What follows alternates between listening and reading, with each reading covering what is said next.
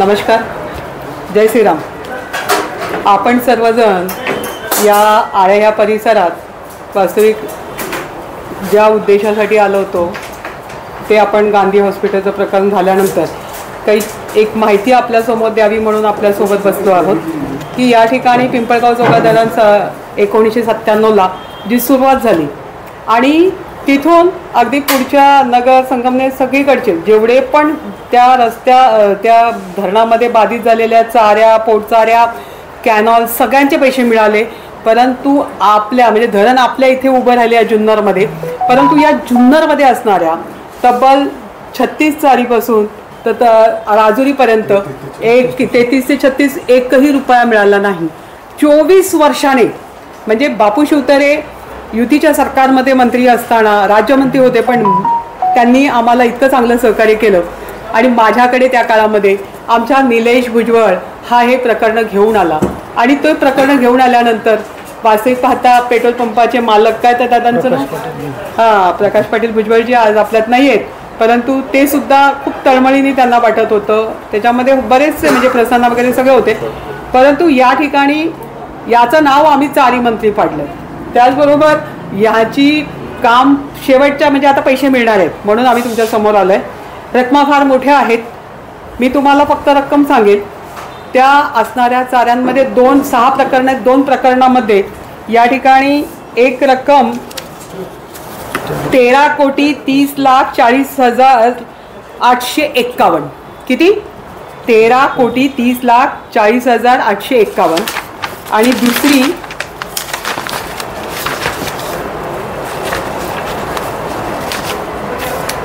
1,31,59,213. ह्या 2 प्रकरणामध्ये आपण तब्बल एवढी रक्कम या ठिकाणी असणाऱ्या चाऱ्या, पोटचाऱ्या यांचे कॅनॉल ह्याचे मिळवून देण्यासाठी म्हणजे दिले, म्हणजे फायनलला आता त्यांना पैसे त्यांच्या खात्यावर पडणार. परंतु अजूनही 4 प्रकरणं आहेत, ती सुद्धा शेवटच्या टप्प्यात आहे. आणि हे सगळं पाहून राजुरीसुद्धा उतरली. राजुरीमधून रवी हडवळेने पुढाकार घेतला आणि त्याने सुद्धा आता त्या ठिकाणी मोजणी होऊन विवरणपत्र तयार आहे. थोडीशी माहिती आता निलेशनी एवढी मेहनत केली आहे तर त्याच्याकडनं पण ऐका. पण खूप रात्रंदिवस माणूस किती लहान आणि किती मोठा नाही, त्याची इच्छाशक्ती आणि त्याच्यामध्ये लोकांसाठी काही करण्याची प्रवृत्ती ती आपल्याला दिसून येईल. खरं तर 1997ला पिंपळगाव डावा कालवा झाला तेव्हापासून तर आजतागायत आळेगावातील शेतकऱ्यांना म्हणजे 33 ते 36 किलोमीटर 33 ते 36 हा पट्टा इतर गावातल्या शेतकऱ्यांना म्हणजे साधारणतः जुन्नर तालुक्यापासून तर पारनेर तालुक्यापर्यंत सर्व शेतकऱ्यांना नुकसान भरपाई भेटली. खरं तर कॅनॉलमध्ये आमची देखील जमीन गेलेली आहे.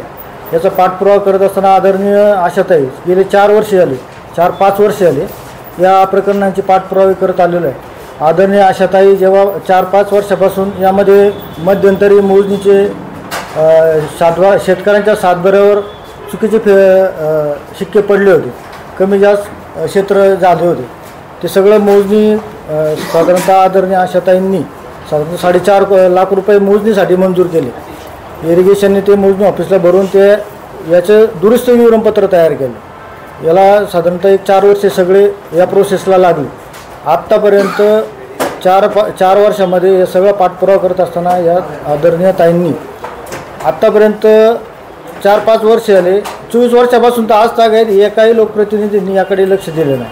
परंतु ताईंनी हा सगळा किचकट प्रश्न होता, याकडे कोणाचंही लक्ष नव्हतं, परंतु ताईंनी प्रामाणिकपणे शेतकऱ्यांना न्याय देण्याच्या उद्देशाने याचा पाठपुरावा करून आज आळे ग्रामपंचायतला याचं नोटीस आलेलं आहे शेतकऱ्यांना का तुम्ही डॉक्युमेंट देऊन ही जे आदरणीय ताईंनी जी रक्कम सांगितलेली एवढी सगळे टोटल आळेगावातली 6 प्रकरणं आहेत. वाणीसाहेब, हे जाहीर नोटीस हे ग्रामपंचायतीला लावलेलं आहे, हे त्याचं जाहीर नोटीस आहे.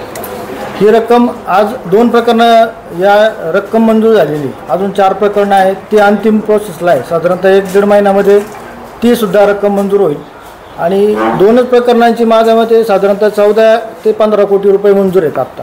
ते आता शेतकऱ्यांच्या खात्यावर पडतील. सगळे साधारणतः ही सगळी 6 प्रकरणं आहेत. 350-400 शेतकरी आहेत. गट 350-400 गट आहेत. त्याच्यात एका गटामध्ये 4-4, 5-5 जण शेतकरी. काही एक सिंगल शेतकरी पण आहे. पण त्याचे संमतीपत्र ते आता देऊन त्याची अमाऊंट त्यांच्या खात्यावर पडेल. हे सगळं करत असताना आत्तापर्यंत या विषयाकडं एकाही लोकप्रतिनिधी लक्ष दिलं नाही. ताईंनी प्रामाणिकपणे शेतकऱ्यांना न्याय द्यायचं काम या ठिकाणी केलं. मी स्वतः शेतकरी, माझी देखील जमीन गेलेली. या पत्रामध्ये माझा देखील गट आहे. माझे देखील 15 गुंठे आणि 4 गुंठे माझे 2 क्षेत्रातून कॅनॉल गेलेला आहे. पण आत्तापर्यंत मी सगळ्यांकडे जाऊन आलो, पण मला शेतकऱ्यांना कुणी न्याय दिला नाही. परंतु ताईंनी प्रामाणिकपणे आम्हाला न्याय द्यायचं काम केलेलं आहे. आणि ही एवढी रक्कम शेतकऱ्यांना, म्हणजे 24 वर्षापासून शेतकरी या मोबदल्यापासून वंचित होता, परंतु ताईंनी या ठिकाणी प्रामाणिकपणे काम केलेले हे या ठिकाणी मी सांगतो. आणि ही रक्कम आता हे डॉक्युमेंट जेव्हा शेतकरी जमा करतील, साधारणतः 1 महिना लागेल, हे सगळे डॉक्युमेंट किंवा 15 दिवस लागेल. सगळ्या शेतकऱ्यांनी हे डॉक्युमेंट जमा करायचे. ही रक्कम जमा केल्याच्या नंतर ही रक्कम शेतकऱ्यांच्या खात्यावर जमा होईल. राजुरी, आमचं पण निलेशने सांगितलं त्या पद्धतीनेच विषय होता. 20 ते 22 वर्ष कुठल्या प्रकारचा आम्हाला न्याय मिळाला नाही. त्याच्यानंतर अगोदर आमचे 5 वर्षापूर्वी जे विवरणपत्र बनवलं होतं त्याच्यामध्ये क्षेत्र एकाचं, गुंठे एकाचे गेले. ह्या पद्धतीने तो विषय वाणीसाहेब तुम्हाला माहितीच येतो. त्यानंतर मग ताईंनी पुण्याला धुमाळ साहेबांकडे, जलसंपदा विभागाकडे 3 वेळा मिटिंग घेतल्या. तिथं 1.5 लाख रुपये मोजणीसाठी फी मंजूर करून पुन्हा एकदा मोजणी केली. त्याच्यामध्ये अतिशय योग्य पद्धतीने ज्याचे जेवढे गुंठे भरले तेवढे ते विवरणपत्र तयार करून आता पाटबंधारे विभागाकडे जमा येते. पुढची प्रोसेस आता ते पुढील 4-5 दिवसामध्ये कलेक्टर ऑफिसला पाठवून शेतकऱ्यांना संमतीपत्र प्राप्त होतील. त्यानंतर वाणीसाहेब, सांगायचं तात्पर्य असंच आहे की तुमचा एखादा प्रश्न असेल तर तुम्ही नक्की विचारू शकता. भुजबळजी, तुम्ही सुद्धा, अभि तू सुद्धा. कोणकोणत्या गावाचा समावेश? आळे आणि राजुरी. तर आता आळ्यामधलेच एवढ्या शेतकऱ्यांचं असणारे 6 ठिकाणचे आहेत प्रकरणं. पैकी 2 प्रकरणं मंजूर केली आहेत. त्या 2 प्रकरणामध्ये जवळजवळ आपल्याला दिलेल्या रकमाप्रमाणे मी दोन्ही प्रकरणाच्या रकमा सांगितल्या आणि जवळजवळ 15 कोटीपर्यंत ही रक्कम गेलेली आहे. पण हीच रक्कम मी आज कालवा सल्लागार समितीवर पक्षाने संधी दिली म्हणून कालवा समितीच्या माध्यमातून राजुरीचा प्रश्न, त्या ठिकाणी धुमाळ हे मुख्य अभियंता आहेत, त्यांच्यासोबत 4 मिटिंगा केल्या आणि तो प्रश्न मार्गी नेण्यासाठी पुढे गेली. परंतु मला असं कधी कधी प्रश्न पडतो की ज्यांना लोकप्रतिनिधी म्हणून आणि लोकप्रतिनिधीच्या पुढे जाऊन ज्यांच्याकडे लाल दिवा होता ते स्वतः कृष्णा खोऱ्याचे हे होते, अध्यक्ष होते, त्यांनी जर मनात आणलं असं तर कदाचित ह्या रकमा, कदाचित हे शेतकऱ्यांना त्याच वेळी न्याय मिळाला असता ज्यावेळी ते धरणाच्या पोटचाऱ्याने कॅनॉल उभे राहिले, पोटचाऱ्या, चाऱ्या सगळ्या उभ्या राहिल्या. याच्याही पलीकडे जाऊन सांगते की जी पाईपलाईन झाली आणि तुम्ही कधी गेलात नवलेवाडीला तर त्या शेतकऱ्यांना सुद्धा आपण न्याय मिळवून दिला आणि खरोखर त्यावेळी सुद्धा युतीच्या सरकारनेच तो न्याय मिळवून दिला होता.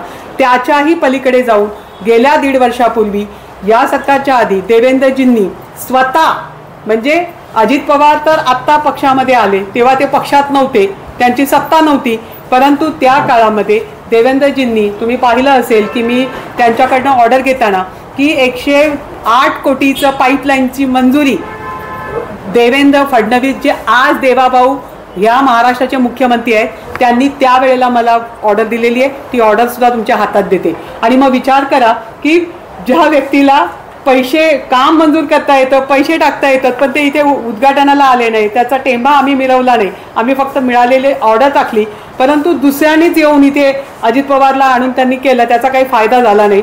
परंतु मला एकच सांगायचं की ज्यावेळी लोकप्रतिनिधी आपण जनतेमध्ये आहोत आणि जनतेचे काही प्रश्न असतील, मुळात म्हणजे जुन्नरसारखा तालुका आणि या ठिकाणी असणाऱ्या शेतकऱ्यांचे प्रश्न हे एवढ्या वर्ष प्रलंबित आहेत, हीच खऱ्या अर्थाने आमच्या लोकप्रतिनिधींचा कुठेतरी कमीपणा आहे असं माझ्यासारखीला कार्यकर्तीला वाटतं.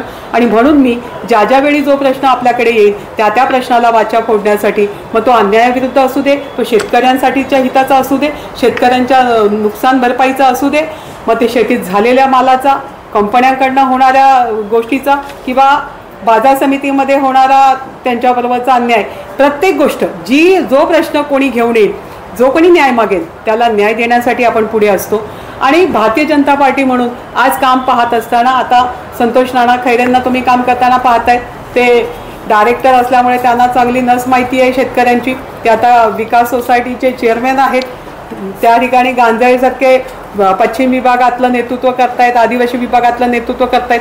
मग अशा लोकांनी जर हा प्रश्न हाती घेतल्यानंतर करू शकतात तर ज्यांच्याकडे सत्तास्थानं होती त्यांनी का केला नाही हा प्रश्न आजही मला सतावतोय, कदाचित तुम्हालाही सतावत असेल, पण तुम्ही बोलत नाही, मी बोलते. एवढे वर्ष पैसे लोकांना का नाही मिळाले? हा मग तोच प्रश्न आहे ना की किचकट काम करायला कोणी बघत नाही. चांगलं पिच पाहिजे तर बॅटिंग करू, चांगल्या ठिकाणी परफॉर्मन्स करायचा, परंतु शेतकऱ्याला जे अभिप्रेत आहे, कदाचित तुम्ही 10 कोटीचा 500 कोटीचा रस्ता केला तो त्याच्या कामाचा नसेल, पण 5 लाखाचा रस्ता त्याच्या घरापर्यंत शेतापर्यंत जायला जो डोक्यावरून माल व्हायचा आहे तो जर त्याला रस्त्याने गाडीने आणता आला तर त्याचा विचार पहिला झाला पाहिजे असं मानणारे मी कार्यकर्ते म्हणून मी किचकट प्रश्न हातात घेते. जे सगळ्यांनी टाकले ते मी उचलायचे आणि त्याच्यात न्याय द्यायचा हा माझा पूर्वीपासूनचा स्वभाव आहे. मग पुनर्वसनामध्ये महाराष्ट्रात काम केलं आहे आणि इथे आल्यानंतर आज 22 वर्ष आपण पाहताय की जो प्रश्न जिथे कोणी न्याय देऊ शकत नाही तिथे तुम्हाला आशाताई उभी राहताना दिसते. मला हाक मारली की मी त्या हाकेला धावून जाते आणि त्या व्यक्तीला मदत करणं. त्यामध्ये तुम्ही पाहिलं असेल की राजौरीमध्ये बंगला बांधलेला, नंतर चालू झाली आणि तिच्या घरात पाणी जाते, त्या बिचारीने बंगला बांधला एवढ्या हौसेने, तिला न्याय मिळत नव्हता. तो न्याय देखील आपण कालवा सल्लागार समितीची एक सदस्याचा न्याय देऊ शकते, बरोबर ना, नियोजन समितीचे एक सदस्य न्याय देऊ शकते, जिल्हा परिषदेची सदस्य न्याय देऊ शकते. मग आमदार खासदार काय करतायत? आज तुम्ही सांगा की शेतकऱ्यांचा आपण गेल्या आठवड्यात वाणी साहेब तुम्ही तुमच्याच सासरवाडीमध्ये घडलेल्या घटनेमध्ये आपण एका दिवसात न्याय दिला. आपण माणिकराव कोकाट यांना तिथे सांगितलं आणि लगेच दुसऱ्या क्षणी कंपनीची लोक धावत आली आणि आपण त्यांना न्याय देऊ शकलो. म्हणजे तुम्ही किती चिवट आहात, तुम्हाला किती लोकांच्या प्रश्नाच्या बद्दल आत्मीयता आहे, आस्था आहे, समाजकारण करायचं आहे, नुसतंच राजकारण नाही करायचं असं जर ठरवलं तर कोणाच्या वैयक्तिक जीवनात जाण्यापेक्षा आपण लोकांना काय देऊ शकतो, कोण काय करतं त्याच्यापेक्षा माझा वेळ मी कोणाला काय देऊ शकते याच्यासाठी जर खर्च केला तर निश्चितपणाने चांगलं काम उभं करू शकतो. आता हे जे पैसे शेतकऱ्यांच्या खात्यावर वर्ग होणार आहेत हे संपादन त्यावेळी झालेलं आहे. शेतकऱ्यांना जे पैसे मिळणार आहेत, जे कॉम्पन्सेशन मिळणार आहे त्याचं कसं असणार आहे? इतक्या वर्षाचं नुकसान पण आहे की फक्त गेलेल्या याचं कॉम्पन्सेशन? नाही, हे कॉम्पन्सेशन नाही आहे त्यावेळेचं. ह्या रकमा त्यावेळी नसत्या, त्यावेळी कमी असत्या. पण 24 वर्षात विचार केला का तुम्ही? 24 वर्षात त्यांचे 4 पट झाले असेल, डबल झाले असेल, ट्रिपल झाले असेल. तोच विचार करून आजच्या रकमा आहेत, आजच्या रेट आणि त्याचं तसं झालेलं विवरण त्याचं असणारं तुम्ही जलसंपदाकडनं पण माहिती घेऊ शकता. त्या ठिकाणी कोणत्याही म्हणजे त्यांच्या मोजणी अधिकाऱ्यांकडनं माहिती घेऊ शकता की सगळ्यांची किचकट कामं होती. ती किचकट कामं आम्हाला नको, आम्हाला थेट कसं प्रसिद्धी मिळेल याच्याकडे सगळ्यांचं लक्ष असतं. पण जो किचकट कामामध्ये न होणाऱ्या शेतकऱ्यांना 25-25 वर्ष जर ते फेऱ्या घालत असतील नुसत्या कार्यालयाच्या आणि स्वतःचं आयुष्य संपवून टाकत असतील, त्यांची येणारी पिढी परत उभी राहते. मग तुम्ही विचार करा, आपण खरंच समाजकारण करतोय का नुसतंच राजकारण करतोय? हा देखील विचाराचा भाग आहे. माजी आमदार अतुल बेनके म्हणाले हा निधी मी आणला, शेतकऱ्यांच्या त्यांनी काय बैठका घेतल्या, ही काय अशी ही बनवी? अहो त्यांना म्हणावं तुम्ही दाखवा ना प्रोसिडिंग की तुम्ही कधी याची बैठक घेतली, कोणत्या मंत्र्यासोबत घेतली, माझ्याकडे प्रोसिडिंग आहेत. मी जी सांगते, मी तुम्हाला जे सांगते की आज काय शिवतारे बापू माझ्या पक्षातले नाही आहेत, पण ते होते मंत्रालयात, त्यांनी स्वतः त्या ठिकाणी घेतलेल्या ज्या 3 बैठका आहेत त्याचं प्रोसिडिंग आहे, प्रोसिडिंग बोलतंय. त्या माणिकडोमध्ये तुम्ही अतुल बेनकेचं काय सांगताय? तो तर विद्यमान आमदार, त्याने त्यावेळेला पाहिलंय की मी त्या माणिकडो धरणामध्ये 8 बंधारे बुडीत मंजूर करण्यासाठी फेअर इस्टिमेट केलं, इस्टिमेट करून घेतली आणि बापूंनी त्याच्यावर पैसे टाकणार. तिथे हे भूमिपूजन करून मोकळे झाले. हे आजी असो किंवा माझी असो सगळे एकाच थाळीचे चट्टेबट्टे आहेत. यांचा धंदा आहे, हा आमचा धंदा नाही आहे. माझं हे राजकारण महिला म्हणून मी विचार करते आणि महिला म्हणूनच विचार करून मी रंजल्या गांजल्यांसाठी आहे की जो का रंजला गांजला त्यासी म्हणावी आपला तो साधू ओळखावा. या उक्तीप्रमाणे आपण आज तागायत काम केलंय आणि भविष्यातही करणार. ज्या लोकांनी आपला विश्वास ठेवला त्यांच्या विश्वासाला कधीच तडा जाऊ देणार नाही, हा माझा ठाम बाणा आहे. 31 मार्चपर्यंत पैसे येणार होते असं म्हटलं, ते देणार होते ना, त्यांनी घोषणा केली होती. 24 आले का? ते तर निवडून पहिल्या निवडणुकीच्या वेळा म्हटलं की टोल नाका बंद करणार. झाला का? डुंबरवाडीचा टोलनाका बंद झाला का? नाही झाला. निवडून येण्यासाठी कोणी काय करावं तितकी पातळी गाठली जाते. आत्ता पण बघितलं आपण, याच पोलीस स्टेशनमध्ये 4-4 वाजेपर्यंत राडे चालले आणि काय काय ढोंग केली. बिचारी जनता भोळी भाबडी आहे आणि ती बरसटते. एवढा पैशाचा पाऊस केला आणि सगळं काही केलं, त्यामुळे पैशाच्या प्रवाहात वाहत गेले. तर तुम्ही मगाशी डुंबरवाडीच्या टोल नाक्याचा विषय काढला. अतुल बेनके 2019 ते 24 आमदार होते. 19ला जेव्हा उभे राहिले तेव्हा निवडून मी आलो की पहिलं काम असेल डुंबरवाडीचा टोल नाका बंद करणं. त्यांना तो बंद करता आला नाही. 2 दिवसापूर्वी विद्यमान आमदार तुमचे महायुतीचे घटक शरददादा सोनवणे यांनी टोल नाक्यावर आले. सोमवारी सॉरी थांबा थांबा थांबा थांबा थांबा चुकीचं वक्तव्य करू नका हो तुम्ही. वाणी साहेब, तुमच्या व्यक्तीने चुकीचं वक्तव्य करू नये. सगळ्या पत्रकारांना कळलं पाहिजे. काल ते महायुतीचे नाही आहेत. त्यांनी काल सांगितलं स्वतः कालच्या दशके विधीमध्ये वाजग्यांच्या की मी अपक्ष आहे, मी अपक्षांसोबत असणार आहे, मी सगळ्यांचा आहे आणि मी कावळा आहे. त्यामुळे कावळ्याने कुठे टोच मारावी त्याच्या मनावर आहे. आपण का त्याच्यामध्ये पडावं? आमचा प्रश्न असा आहे, शरददादा परवा असं म्हणाले की सोमवारी 12 वाजता डुंबरवाडीचा टोल नाका बंद झालेला असेल. आता वाजले 5:45, टोल नाका सुरू आहे. विश्वास ठेवायचा कोणावर? नाही, आता 12 वाजायला वेळ आहे ना. कोणते 12 ते त्यांनी सांगितलं रात्रीचे 12 असेल.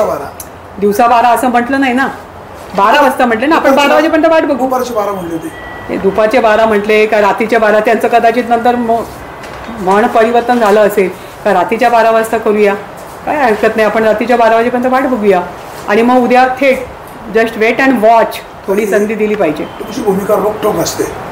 विघ्नर कारखान्याची निवडणूक पुढ्यात आहे. तुमच्या शेजारी विघ्नरचे संचालक बसलेत. 18-19 महिने ऊस तुटत नाही. निवडणूक पुढ्यात आहे. शेतकऱ्यांची प्रचंड घुसमट होते, कोणी आवाज उठवत नाही.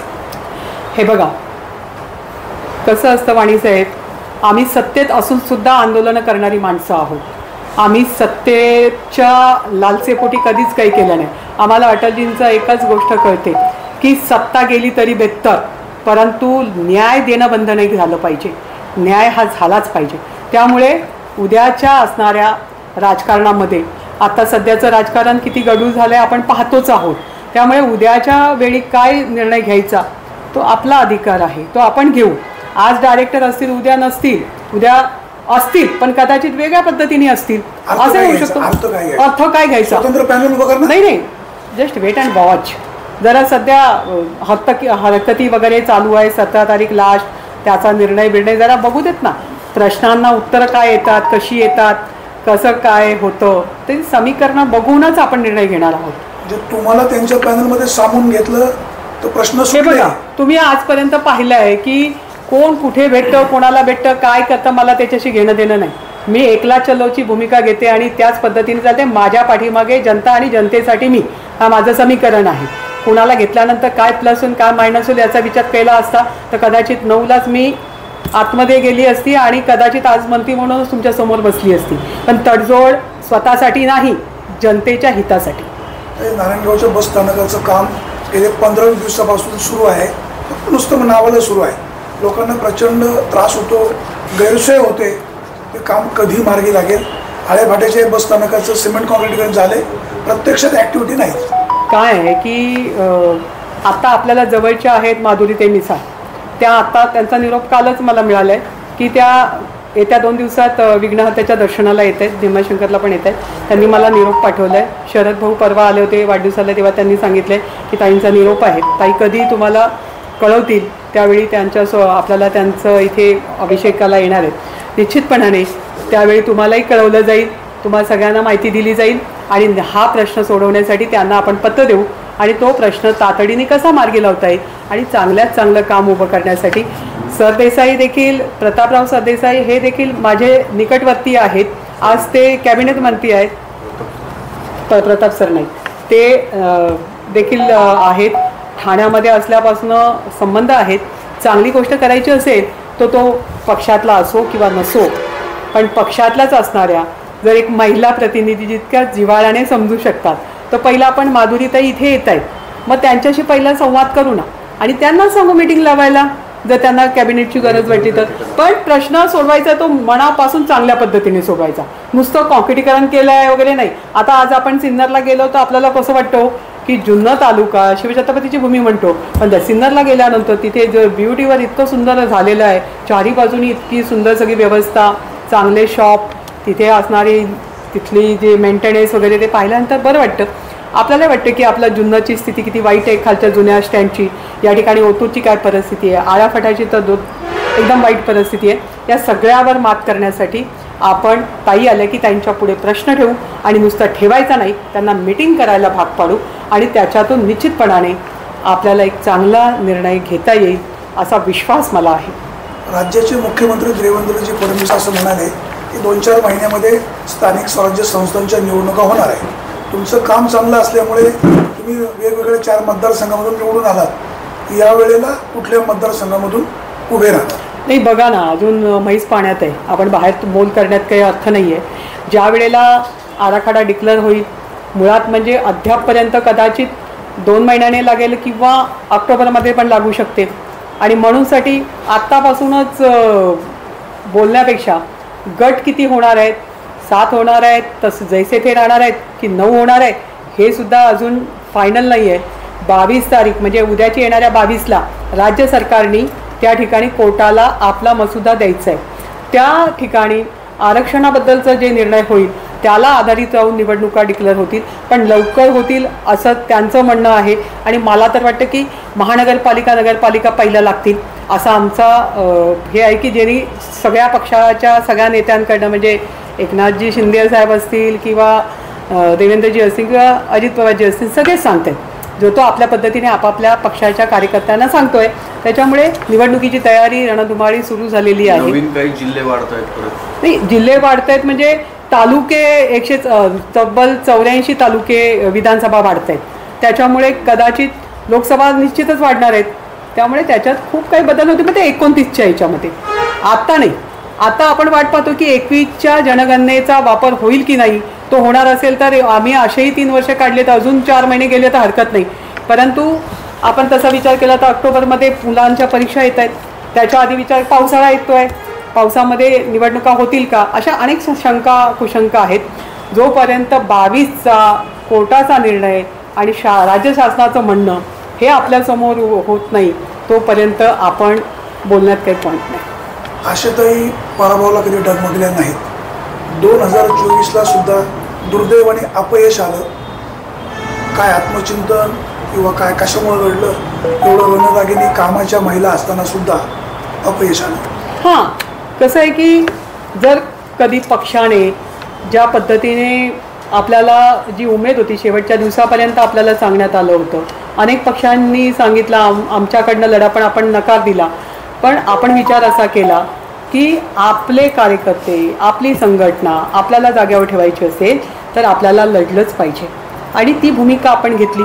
पक्षाला वाटत असतं आणि मला वाटतं की सगळे दर्दी आहेत, सगळ्यांनी पाहिलं आहे. त्यामुळे या ठिकाणी जे घडलं ते आज जे उमेदवार त्या पद्धतीने उभे राहिले, पैशाचा जो वर्षाव झाला तो बेछूट होता आणि त्याला काही मर्यादा राहिल्या नव्हत्या. त्यामुळे पराजय हा आपण नुसतंच मतदारांवर टाकण्यापेक्षा नाती गोती त्या ठिकाणी राहिलेले एवढे मोठ्या संख्येचे उमेदवार त्या ठिकाणी असणारा अनेक लोकांनी अनेक शक्ली घडवल्या, कोणी उमेदवार नावाचे दिले, काय काय प्रयोग केले, त्याची सहानुभूती असेल, शेवटच्या टप्प्यात जे अगदी आत्महत्येपर्यंत गेले त्याची सहानुभूती असेल, काही असेल, पण जीता वो सिकंदर असं मी मानणारी आहे. त्याच्यामुळे त्या गोष्टीला आपण चॅलेंज नाही करायचं, पुढे चालायचं. पण पुढे जात असताना ज्यांना दिलं आहे त्यांनी त्याची काळजी घेतली पाहिजे, त्या पद्धतीने न्याय देता आला पाहिजे. नाही तर विरोधक इतका कडवा आहे हे विसरून चालणार नाही. विरोधक जर कडवा असेल आणि सच्चा असेल तर लढाई सोपी नाही. लोकांना न्याय द्यावाच लागेल, द्यायला भाग पाडूच. काम करत नसाल तर करायला भाग पाडूच. आणि त्यामुळे तो आपला बाणा आहे, आपण करणार. विद्यमान आमदारांना शुभेच्छा काय? शुभेच्छा. त्यांनी जेवढे बोलतात त्याच्या अर्ध जरी काम केलं तरी त्यांच्यासाठी फुलफिल आहे. काही ते नेहमी असं म्हणतात की 2014ला मी आमदार म्हणून निवडून आलो, माझ्या ताकदीवर आलो, नंतर मी परत निवडून आलो तर पडलो मी तर आशाताई बुचके उभ्या राहिल्या म्हणून मी पडलो. आता ते विजयी झाले, शरकर बेनके एकत्र असते, देवराम लांडे नसते उमेदवार, ते विजय झाले असते किंवा तुम्ही पण विजय झाले असते. ते दुसऱ्यांवर आरोप करण्यामध्ये माहीर आहेत. कसं पाहता? हे बघा, ह्याच्यावर कमेंट करणं किंवा काय करणं योग्य ठरणार नाही. कारण कसं आहे, ज्याचा त्याचा आपला एक अंग असतं आणि ते त्यांच्यामध्ये ते मास्टर आहेत, ते मास्टरकी दाखवतात, तर सगळ्याच गोष्टीमध्ये मास्टरकी दाखवतात ऑलवर. त्यामुळे त्याच्यात काही आपण त्यांच्यासारखं आपण वागून चालणार नाही. त्यांना त्यांचं लखलाख. शिवजयंतीची काय तयारी आहे ना? मीटिंग होईल ना. देवेंद्रजी कालच जर्मनीला गेलेत, कळलं आहे आपल्याला आत्ताच. ते आल्यानंतर बसायचं आहे, मीटिंग होईल. चंद्रकांत दादांनी सांगितलं, बावनकुळे साहेबांनी सांगितलं आहे.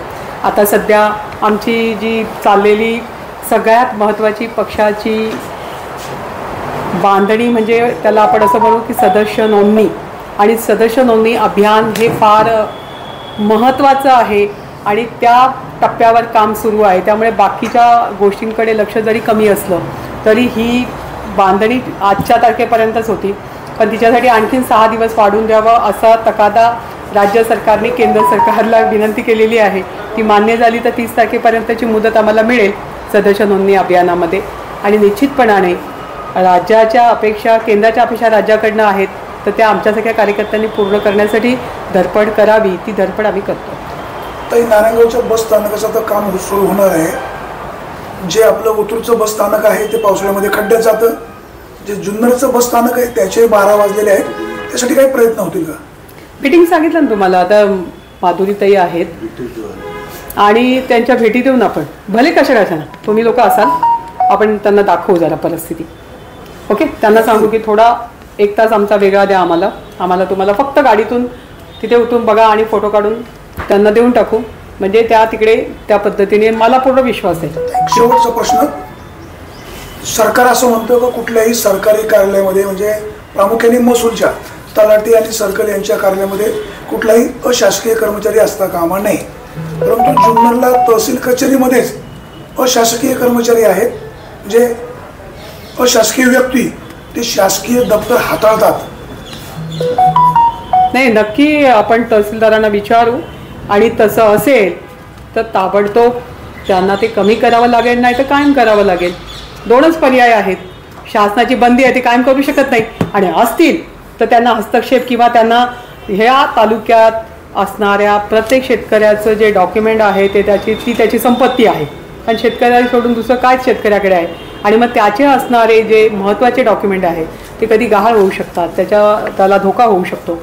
ह्या सगळ्या गोष्टीला बाधा येऊ नये याच्यासाठी ते अशासकीय लोक तिथे राहूच नाही किंवा त्यांनी ते हाताळू नये याच्यासाठीचा आपण पत्रव्यवहार करून त्यांना कमी करायला लावू. विद्यमान तहसीलदार शेळके जे आहेत त्यांचाच एक सहकारी खाजगी माणूस एक टेबल सांभाळतो. नाही, असं नाही, चर्चा आहे. नाही, चर्चा आहे ती आपण प्रूव्ह केली पाहिजे. कन्फर्म माहिती आहे. नाही, आपण चेक करू. तुम्ही द्या माहिती, आपण स्वतः जाऊन कार्यालयात चेक करू. Thank you. Hello. Sanjeevani community market education classes. Community market शिका आता फक्त 10 दिवसात, तेही अत्यल्प दरात आणि लाईव्ह मार्केटमध्ये. संजीवनी कम्युनिटीने डेव्हलप केलेल्या संजीवनी गोल्ड स्टँडर्ड तसेच संजीवनी गोल्ड S&R इंडिकेटर सोबत काम करून मिळवा उत्तम फायदा.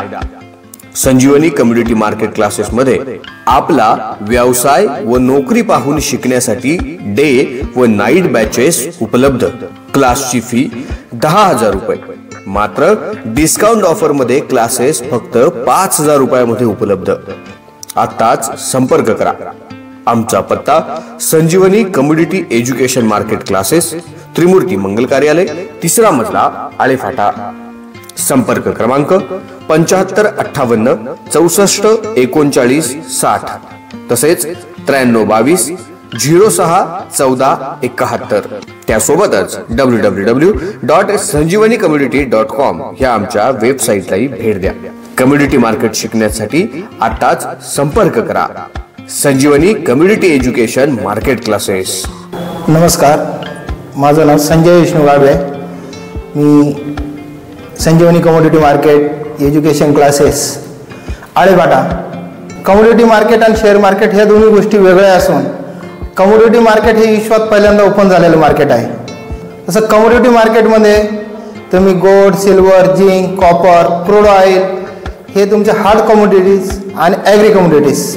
आपले जे टूल आहेत तुम्हाला मार्केटमध्ये सपोर्ट अँड रेजिडेन्स जिथे जिथे निघणार आहे तिथे तिथे ऑटोमॅटिकली येणार आहे आणि तिथे तिथे तुम्हाला मार्केटमध्ये एंट्री किंवा आउट इन किंवा आउट व्हायचे इंडिकेट करणार आहे. दुसरी गोष्ट आपण या व्हॉल्यूम बेस शिकवतो. लाईव्ह मार्केटमध्ये आपले क्लासेस असतात, रेकॉर्डिंग क्लासेस नसतात. आपण जे आहे तर लाईव्ह मार्केटमध्ये जी पोझिशन चाललेली असते तिच्यावरती शिकवतो आणि आपला व्हॉल्यूम बेस आहे. इथं तुम्ही कुठे पण गेले तर मार्केटमध्ये तुम्हाला व्हॉल्यूम बघायला भेटणार नाही की हा आपल्याला आता इथं दिसतंय की बायर्स आणि सेलर किती बसलेले. हे तुम्हाला ऑन मार्केटमध्ये लगेच पोझिशन कळून जाते की मार्केटमध्ये बाय केलं पाहिजे की सेल केलं पाहिजे. आपण हे बिग बुल कॅन्डल डेव्हलप केलेली आहे आणि हे तुम्ही कोणत्याही पण bank Nifty, Nifty, commodity market कशाला पण यूज करू शकता. आपण ही क्लासेस पण घेतो आणि जर कोणाला फक्त इंडिकेटर पाहिजे असेल तर आपण इंडिकेटर पण सेल करतो. माझं नाव संदीप बंडलकर. मी संजीवनी कम्युनिटी मार्केटमध्ये क्लासेस केलेले आहे. मला रोजचा डेली 3000 रुपये प्रॉफिट होतो आणि हा प्रॉफिट म्हणजे मी माझे जॉब आणि कॉलेज एज्युकेशन करून पण हा साईड बिझनेस साईड कमी करत आहे.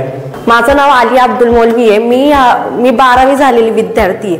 मला आहे ना म्हणजे शेअर मार्केट म्हणजे काय होतं हेच माहीत नव्हतं. मी फर्स्ट टाइम सरांना भेटले तेव्हा मला कळालं कमोडिटी मार्केट सुद्धा असतं.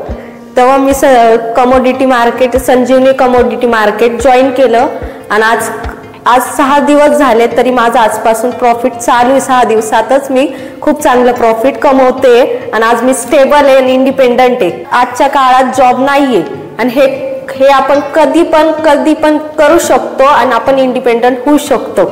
कारण मी पहिले बँक निफ्टीमध्ये ट्रेड करायचं, पण सरांकडे आल्यापासून कम्युनिटीमध्ये पहिल्यांदा कम्युनिटीचं नाव ऐकून कम्युनिटीमध्ये ट्रेड करायला लागलो. पण कम्युनिटीमध्ये व्हॉलेटिलिटी जास्त असल्यामुळे प्रॉफिट जास्त होतं आणि सरांच्या इंडिकेटरमुळं प्रॉफिट पण जास्त होतं. 100% वर्क करतंय इंडिकेटर वगैरे आणि त्यांची टूल्स पण वर्क करतात 100%. मी या आधी शेअर मार्केटचे म्हणजे क्लास पुणे या ठिकाणी केलेले, पण मला त्यामध्ये कोणत्याही प्रकारचा फायदा झालेला नाही आहे. आणि ज्यावेळेस मला आळेफाट्यावर कळलं का नवीन संजीवनी कम्युनिटी मार्केटचे क्लास चालू झाले त्यावेळेस मी सरांकडे क्लास जॉईन केले. सरांनी त्यानंतर मला त्यांचा टूल्स दिला आणि त्यानुसार मी मार्केटिंग करते आणि ते टूल्स 100% वर्क करते. मला माहीत पण नव्हतं शेअर मार्केट म्हणजे, कम्युनिटी मार्केट म्हणजे काय. कारण मी पहिल्यांदा सरांकडे क्लास केले कम्युनिटी मार्केटचे. आज माझा क्लासमधला 6वा दिवस आहे.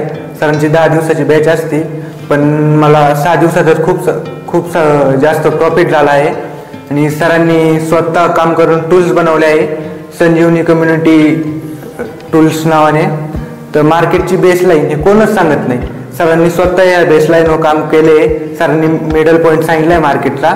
हॅलो गाईज, माझं नाव समृद्धी सोपान कानडे. मी एक कम्प्युटर इंजिनिअरिंग आहे. संजीवनी कम्युनिटी क्लासेस इथं म्हणजे सरांना भेट दिली तेव्हा मला ट्रेडिंगचं टी सुद्धा माहीत नव्हतं. सरांची टीचिंग लेवल म्हणजे टीचिंग इतकी म्हणजे सर इतकं प्रॉपर शिकवतात. बेसिक पासून तर ॲडव्हान्स पर्यंत सरांनी शिकवलं. टीचिंग लेवल सरांची खूप चांगली आहे. ट्रेडिंग एक सट्टा नसून एक बिझनेस आहे.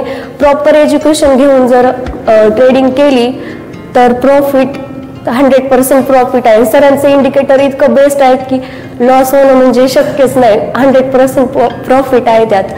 मी म्हणजे प्रत्येक मुलीला सजेस्ट करते की इंडिपेंडेंट होण्यासाठी तुम्ही नक्की ट्रेडिंग ट्राय करा. तो सट्टा नसून खरंच एक प्रॉपर बिझनेस आहे आणि ही काळाची गरज आहे.